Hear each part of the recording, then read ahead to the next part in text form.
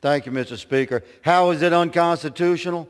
H.R. 51 violates our founders' intent, the actual writ of the Constitution, the land itself, which should rightfully be returned to Maryland if its original purpose as land for our nation's capital is discarded by Congress, and finally, the required repeal of the 23rd Amendment. I've explained these constitutional barriers for 2 years in committee, but there's more.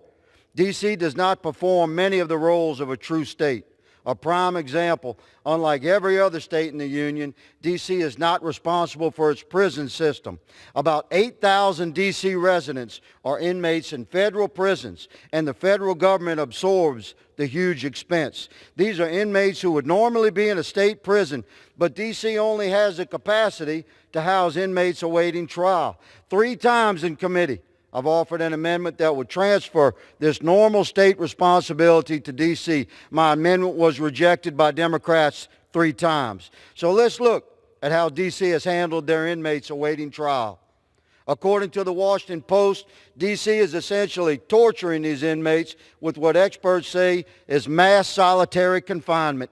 23 hours a day of solitary for every D.C. inmate, ongoing for over 400 days. That is certainly a violation of the 8th Amendment. These are human beings awaiting final adjudication.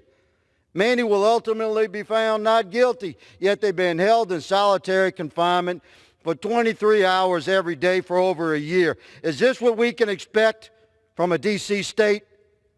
D.C. is our nation's capital, was intended to be our nation's capital, and must remain our nation's capital. Mr. Speaker, I yield.